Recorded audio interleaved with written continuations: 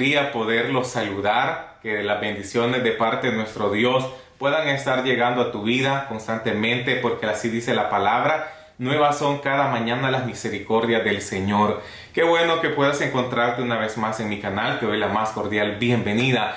Hoy vamos a aprender mucho y el tema es: ¿Jesús es hombre o es Dios? ¿Qué tú opinas? Vamos a profundizarnos un poco. Muchas veces hemos escuchado decir es que Jesús es 100% Dios y es 100% hombre. Excelente, está muy bien, pero necesitamos argumentar más jugosamente nuestra respuesta. Y es precisamente que te invito a que puedas quedarte y poder ver todo este video, que sin duda alguna va a ser de mucha edificación para tu vida espiritual. Si tú dices, yo quiero amar más a Dios, pero ¿cómo lo vas a amar más? Y es a través de su palabra. Mientras aprendes a conocer más a Dios, tú vas a ir amándolo más y más cada día. Muy bien, comenzamos en Filipenses capítulo 2, versos del 6 al 8, leemos: el cual, siendo en forma de Dios, no estimó el ser igual a Dios como a cosa que aferrarse, sino que se despojó a sí mismo, tomando forma de siervo, hecho semejante a los hombres, y estando en la condición de hombre, se humilló a sí mismo, haciéndose obediente hasta la muerte, y muerte de cruz. Bien, la venida de Jesús a la tierra provocó un gran impacto. No es que el hombre ha llegado a la luna y ha pisado y ha caminado, sino que el Hijo del Hombre vino a la tierra, habitó entre nosotros, anduvo entre la humanidad, y vemos todo lo que ha quedado plasmado en su palabra, porque Él es el verbo, Él es el logos, Él es la palabra escrita, lo que llena todo, lo que le da vida a todos. Es por ello que Cristo provocó un gran impacto, un antes y un después en la historia de la humanidad. Por eso vas a ver en los datos bibliográficos o de la información que tú estés leyendo en cualquier área, antes de Cristo, después de Cristo. Mira un impacto de eso. Ahora bien, yo quiero decir de que en el siglo I, siglo II, siglo III, iba comenzando cuando ya existían sectas. Cuando hablamos de sectas, son comúnmente un conjunto de doctrinas que han tergiversado las escrituras para su bien y a modo de atacar la verdad. En este caso, yo puedo mencionarte de unas sectas que había que atacaban directamente a la persona de Jesucristo. Por ejemplo, estaba Cerinto, los ebionitas, los apolinaristas, el monofisismo, también se encontraba el monorquianismo, y entre otras más que tú puedes investigar y vas a tener mucha información respecto a ellos. Quiero decirte brevemente qué es lo que ellos creían, qué es lo que ellos argumentaban acerca en contra de Jesús. Decían que cómo iba a existir alguien divino en un cuerpo humano, en una materia que está corrompida por el pecado. ¿Cómo era posible eso? También que en Jesús solamente había una persona y que tenía tres maneras diferentes de poder operar. También no creían en la concepción virginal de Jesús. También decían que Cristo era una fuerza mayor, que era un espíritu superior que había venido sobre Jesús. Otros decían de estas mismas sectas que el verbo que se unió a la carne o al cuerpo de Jesús era simplemente el más noble de todos los espíritus, y que de ahí se comenzaron a desprender los demás a modo de denigrar, de desvaluar lo que valía en sí la persona de Jesucristo. Entonces, tenemos conocimiento que no son sectas que fueron el año pasado, el siglo pasado, sino que a partir del siglo I, siglo II y siglo III, como dije anteriormente. Pero cuando estudiamos cristología vamos a encontrar una frase que se llama la unión hipostática. Pareciera que es un término como científico, pero permíteme explicártelo un poco. Y la unión hipostática es la coronación del plan de salvación. Nos referimos a la unión hipostática, el hecho de que Cristo se hizo hombre. Entonces a eso se le llama unión hipostática, y esta unión no solamente se da en lo que es en la persona, sino en el núcleo mismo, en la esencia. Quiero decir que la unión hipostática no ha habido y tampoco va a existir, únicamente se le atribuye y le pertenece a Cristo Jesús. Pongámonos a meditar un momento. Dice que María se encontraba desposada de José. Esto da a entender que ella había hecho un voto de castidad, un voto de santidad. Ella era virgen. Entonces, fue en esa etapa de la vida de estas dos personas donde dice que el Espíritu Santo hizo sombra sobre María. Quiero destacar también que el hecho de que tú estés con vida es que porque tu padre contribuyó con 23 cromosomas XY y tu madre con 23 cromosomas XX para poder fecundar el feto y así sucesivamente todo este proceso biológico. Pero en el caso de Jesús, solamente fue María quien sirvió como instrumento. Según la ciencia se dice que alguien puede nacer sin necesidad del aporte masculino, pero es indispensable el aporte femenino. Tú tal vez vas a haber escuchado un poco acerca de la inseminación artificial, que es un poco conocido, una tendencia en nuestros años, pero en cuanto a Jesús, esto fue un milagro. ¿Por qué? Porque Dios mismo se concibió por medio del Espíritu Santo en el vientre de una mujer que vivía en santidad, pero aunque era una mujer que estaba en santidad, como todo ser humano, era pecadora, pero el Espíritu Santo envolvió e hizo un milagro para que el momento de la concepción de Jesús no pudiese entrar ni el menor mínimo pecado en la vida de Jesús. Esto es algo increíble, algo maravilloso. Por eso es que la Biblia dice que el justo por su fe vivirá, y para creer la palabra tienes que tener fe. Ahora vemos la obra maravillosa del Espíritu Santo desde el momento de la concepción de Jesús.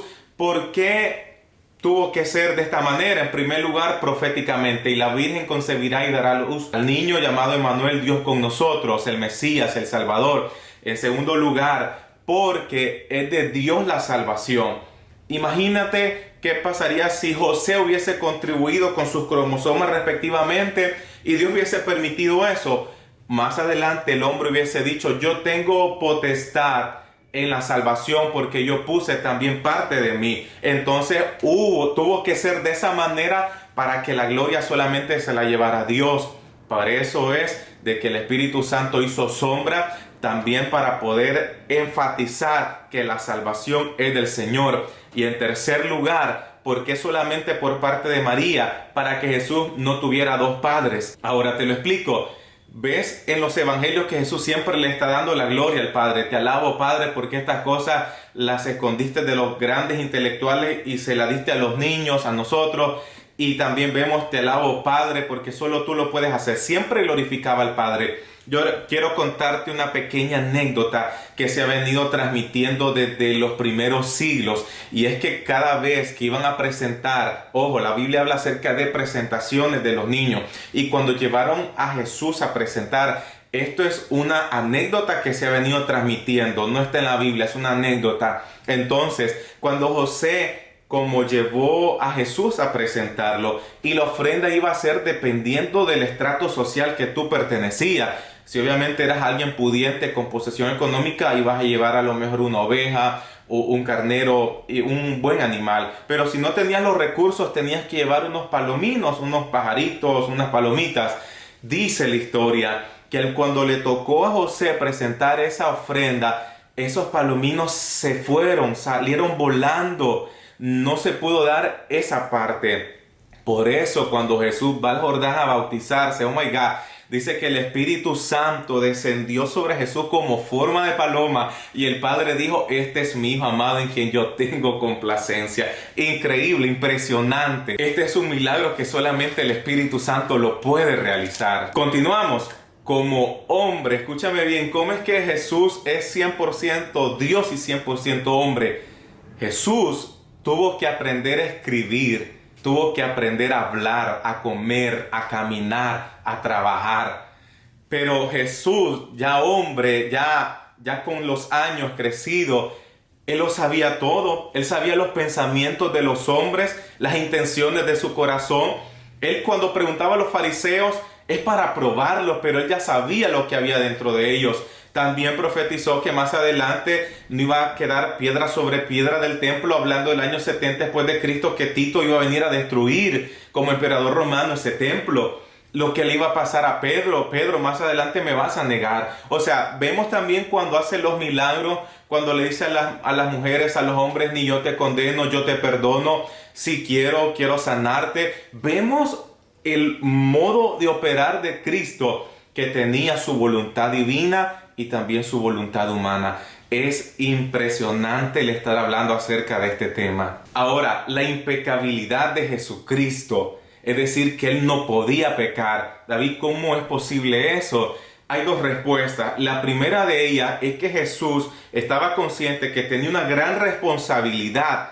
¿Por qué? Porque si Él fallaba, si Él pecaba, era como que también el Padre iba a pecar y el Espíritu Santo iba a pecar. Y una segunda respuesta es porque el Espíritu Santo, que lo llenaba todo, que lo llenaba moralmente, hacía imposible que Él pudiese pecar. Ahora, si el Espíritu Santo, que fue también que contribuyó en la creación de todo lo que existe, ahora imagínate estando en Jesús mismo, Dios mismo habitando entre nosotros. Qué privilegio sería haber estado en esos tiempos. Pero uno de los propósitos de todo creyente, todo cristiano, es que un día le vamos a ver a Él cara a cara y vamos a disfrutar de su presencia por toda una eternidad. Ahora bien, los textos que hemos leído al principio, dice la Biblia que Él se despojó. Esta palabra viene de un término que se llama kenosis.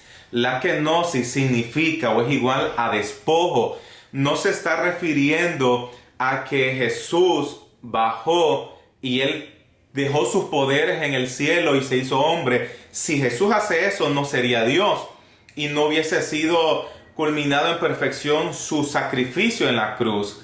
Entonces, el término kenosis no habla en cuanto a que Él dejó sus poderes, no habla en cuanto a que Él se despojó de su naturaleza, sino que habla de funciones. Se está refiriendo a los papeles, al rol que va a tener que desempeñar ahora en la tierra, estando en un cuerpo de hombre, pero siendo Dios al mismo tiempo. Dice uno de los salmos que Dios se humilla al mirar a la tierra. Entonces, una de las mayores humillaciones que ha tenido Dios es que, siendo Dios, adoptó forma humana, para que podamos considerar y poder evaluar, poder valorar, atesorar todo lo que nuestro Dios ha hecho.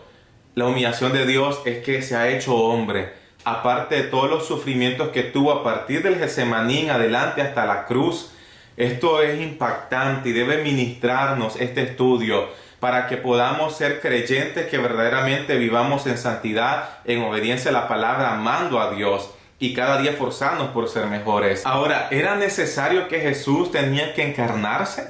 ¿Realmente era importante, ameritaba que Él lo hiciera? La respuesta es no, porque el hombre no podíamos exigir eso, pero el amor y la misericordia de Dios sí lo exigía, porque de tal manera amó Dios al mundo que ha dado su Hijo unigénito para que todo aquel que en Él cree no se pierda, mas tenga vida eterna. ¿Te has puesto a analizar este versículo bíblico? Aquí están conjugados los tres tiempos: pasado, presente y futuro. Porque de tal manera, pasado, amó Dios al mundo, ¿verdad?, que envió a su Hijo para que todo aquel que en Él cree, tiempo presente, tenga vida eterna, futuro.